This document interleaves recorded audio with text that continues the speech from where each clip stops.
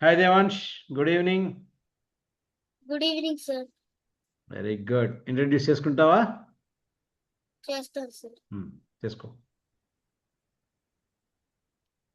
నమస్కారం, నా పేరు మాల్యవంతం వెంకట దేవాంశ్. నేను 4వ తరగతి చదువుతున్నాను. మా స్కూల్ పేరు వెలాసిటీ స్కూల్. మా అమ్మగారి పేరు మాల్యవంతం రామలక్ష్మి మాతృదేవో భవ. మా నాన్నగారి పేరు మాల్యవంతం సందీప్ పితృదేవో భవ. మా శరణ్దీప్ అని చెప్పాలి, సందీప్ లా ఉంది అది. మా శ్లోకం గురువు గారి పేరు జ్యోత్స్న మేడం ఆచార్య దేవో భవ. Very good. సరే, ఎన్ని శ్లోకాలు నేర్చుకున్నావు జిఎస్ఎస్ ప్రోగ్రామ్ లో? 18 నేర్చుకున్నాను సార్. 18 శ్లోకాస్ వచ్చేసినాయి అన్ని నోటికి? వచ్చేసారు.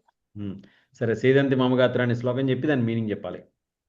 సీదంతి మమ గాత్రాణి ముఖం చ పరిశుష్యతి వేపతుష్ట శరీరే మే రోమహర్షశ్చ జాయతే కుతస్. అసలు ఈ శ్లోకంలో ఏం జరిగింది? ఎవరు చెప్పారు ఈ శ్లోకం? ఎవరి వాచ్ ఇది? అర్జున వాచ. Very good. ఏంటి అర్జునుడు ఏం చెబుతున్నాడు ఇక్కడ? ఏమైందట ఆయనకి? అర్జునుడు సీదంతి మమ గాత్రాణి అంటే ఏం చెప్తున్నాడు? నా ఒళ్ళు షేక్ అవుతున్నాయి, నా గొంతు ఎండిపోయింది. Very good. ఎందుకట? ఏమైందట ఆయనకి? ఆయన యుద్ధరంగానికి ఉత్సాహంగా వచ్చారు. వస్తే ఆయన కృష్ణుని రథం పాండవులకి కౌరవులకి మధ్యలో పెట్టమన్నారు. యుద్ధరంగంలో అందరూ వాళ్ళ బంధువులే, అందుకే అర్జునుడు దాన్ని చూసి బాధపడ్డారు. అవునా? మరి వచ్చేటప్పుడు తెలియదు అర్జునుడికి బంధువులు ఉంటారు ఎదురుగాని? తెలుసు సార్. మరి ఎందుకు బాధపడ్డాడు? దేని ఊహించుకున్నాడు? యుద్ధం వల్ల చాలా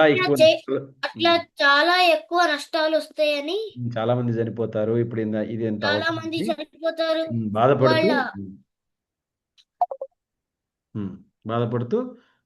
బాధపడితే ఏ లేయర్ దెబ్బతింది అతనికి? ఫస్ట్ ఏ లేయర్ ఇంపాక్ట్ అయింది? Mind sheet sir. Mind sheet దెబ్బతింది. మైండ్ షీట్ దెబ్బతింటే ఇమీడియట్ గా ఎఫెక్ట్ దేని మీద ఉంటుంది? Intellect sir. ఇంటెలెక్ట్ కాస్త బుద్ధి నాశనం అయిపోయింది. తర్వాత ఇమీడియట్ గా ఏమైంది? ఆ నెక్స్ట్ ఏమవుతుంది? వైట్ లేయర్ కూడా దెబ్బతిందా? వైట్ లేయర్ కూడా దెబ్బతింది సార్. అంటే ఏం జరిగి ఉంటుంది? వైట్ లేయర్ దెబ్బతింటం అంటే ఏం జరుగుతుంది జనరల్ గా?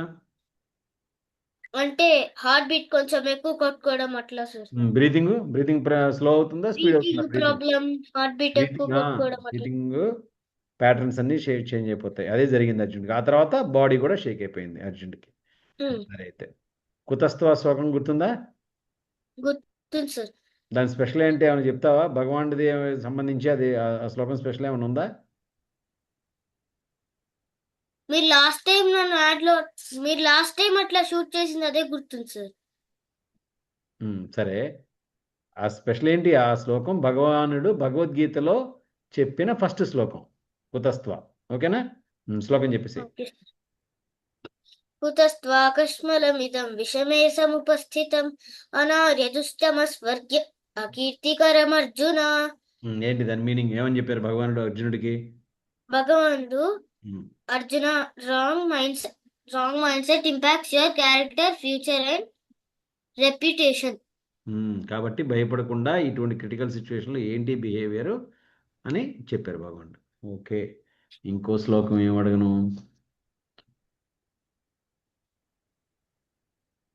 ఉద్ధరాత్మే చెప్తావా?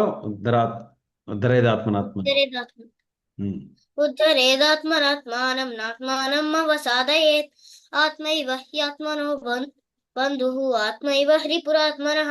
సో ఈ శ్లోకం ప్రకారం నీ బెస్ట్ ఫ్రెండ్ ఎవరు, వరస్ట్ ఎనిమి ఎవరు? మన బెస్ట్ ఫ్రెండ్ మనసే. మన వరస్ట్ ఎనిమి కూడా హార్టే. హార్టే కాదు, మైండ్. కాదు, మైండ్. ఇంగ్లీష్లో మాట్లాడుతున్నప్పుడు మనసుని మైండ్ అనాలి. హార్ట్ అంటే అది ఫిజికల్గా కనబడేది హార్ట్, అర్థమవుతుందా? మైండ్ అంటే దానికి ఎమోషనల్స్ కూడా యాడ్ చేసినప్పుడు దాన్ని మైండ్ అని చెప్తాం మనం, అర్థమవుతుందా? హార్ట్ అంటే ఇది ఇక్కడ అందుకే ఉంటుంది. దాన్ని కంట్రోల్లో హార్ట్ ఉంచుకోవాలి. హార్ట్ అంటే ఇక్కడ ఉండేదాన్ని హార్ట్ అంటాం. మైండ్ అంటే ఇక్కడ ఉంటుంది. అర్థమవుతుందా? ఎమోషన్స్ కూడా ఇక్కడి నుంచి వస్తాయి, ఇక్కడి నుంచి రావు. ఇదేదో తెలుగు సినిమా పాటల్లోనే చెప్తారట. అర్థమైందా? ఇంద్రియాణి పరాణ్యాహు చెప్పేసి శ్లోకం. ఇంద్రియాణి పరాణ్యాహుః ఇంద్రియేభ్యః పరం మనః మనసస్తు పరా బుద్ధిః యో బుద్ధేః పరతస్తు సః. Very good. ఇప్పుడు ఏం చెప్తున్నారు? దీని మీనింగ్ ఏంటి? ఈ శ్లోకం మీనింగ్? మనిషి శరీరానికన్నా ఇంద్రియాలు గొప్పవి. Very good. ఇంద్రియాలు కన్నా మనసు గొప్పది. మనస్సు కన్నా బుద్ధి గొప్పది. బుద్ధి కన్నా ఆత్మ ఆత్మ గొప్పది. అది యాక్చువల్గా తర్వాత శ్లోకం చెప్తారు, బట్ ఈ శ్లోకంలో ఇంతవరకు. వెరీ గుడ్, బాగా నేర్చుకున్నాం. అంటే హ్యూమన్ లేయర్స్ అని అర్థమైందా? What are the 5 layers of human body? ఏమిటివి? ఆనమయ కోశ, అన్నమయ కోశ, physical layer, physical layer, vital layer, mind layer, intellect sheath, intellect layer, sheath, bliss sheath. Very good, right. కర్మణ్యవాధికారస్తే చెప్పేసి శ్లోకం. కర్మణ్యేవాధికారస్తే మా ఫలేషు కదాచన మా కర్మ ఫల హేతుర్భూః మాతే సంగోస్త్వ కర్మణి. ఎన్ని రూల్స్ చెప్పారు కర్మ గురించి భగవానుడు ఇందులో? ఎన్ని రూల్స్ చెప్పారు భగవానుడు ఇందులో? ఏంటా 4? పని చేయాలి కానీ రిజల్ట్స్ మీద ఆలోచించకూడదు. ఫస్ట్ది ఓన్లీ పని మీదే అధిక దృష్టి పెట్టు. రెండోది రిజల్ట్స్ గురించి ఎక్కువ వరి అవ్వద్దు. మూడోది ఏ ఫలితం వచ్చినా నువ్వు రీజన్ కాదని అలానే తీసుకో. మూడోది ఏ ఫలితం వచ్చినా రీజన్ నీ ఒక్కడి వల్లే రాలేదు. ఓకే, నెక్స్ట్ 4th ఏంటి? డోంట్ మాతే సంగోస్త్వ కర్మణి అంటే పని చేయడం కూడా ఆపకూడదు. Avoid duty. Very good. మాతే సంగోస్త్వ, మా అంటే నో అని. మాతే సంగోస్త్వ కర్మని, కర్మ చేయడాన్ని ఆపకూడదు. పని మాత్రం నీ డ్యూటీని నువ్వు చేసుకుంటూనే వెళ్ళిపోవాలి. Very good. యజ్ఞదాన తప గుర్తుందా శ్లోకం? గుర్తుంది సార్. చెప్పు.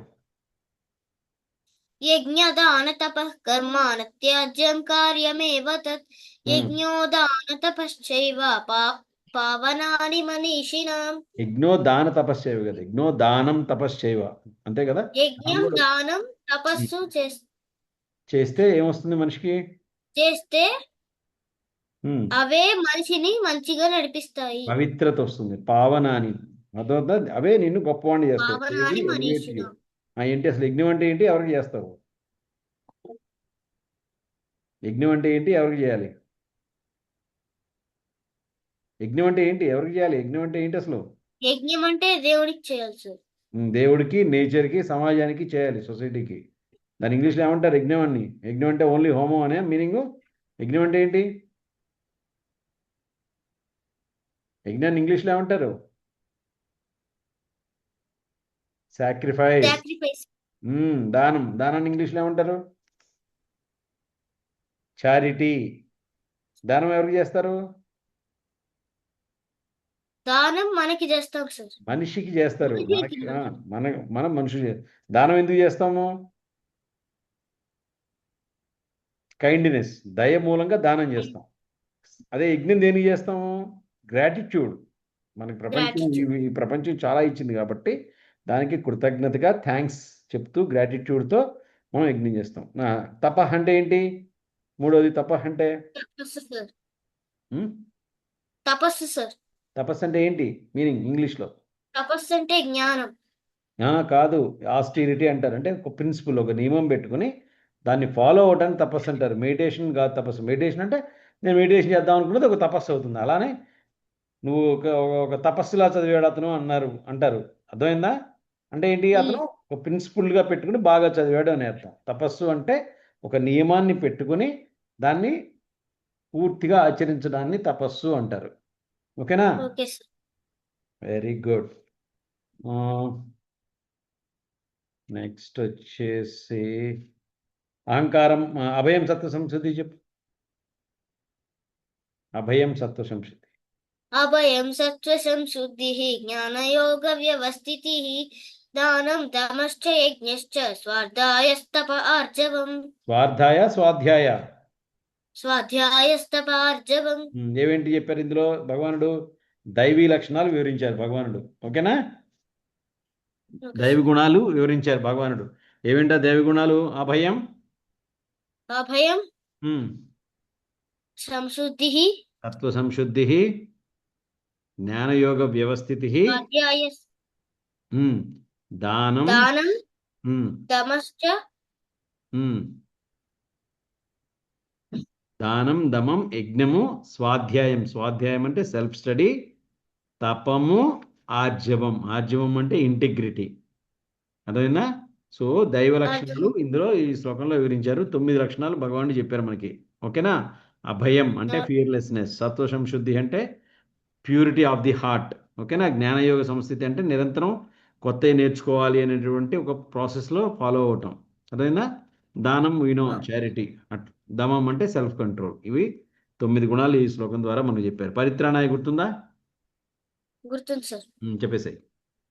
పరిత్రాణాయ సాధూనాం వినాశాయ చ దుష్కృతాం ధర్మ సంస్థాపనార్థాయ సంభవామి యుగే యుగే. దీని మీనింగ్ ఏంటి? కౌరవుల్ని కౌరవులని కాదు, దుష్టుల్ని శిక్షించడానికి, ఇంకా మంచి వాళ్ళని కాపాడటానికి, రక్షించడానికి నేను అన్ని యుగాలు పుడుతూ ఉంటాను. Very good. ఓకే, శ్లోకాలు బాగా వచ్చినాయి, ప్రొనౌన్సియేషన్ బాగుంది, మెమరైజ్ చేసావు శ్లోకాలు, మీనింగ్ అర్థమైంది, శ్లోక అప్లికేషన్ రియల్ టైంలో అర్థమైంది. Very good job.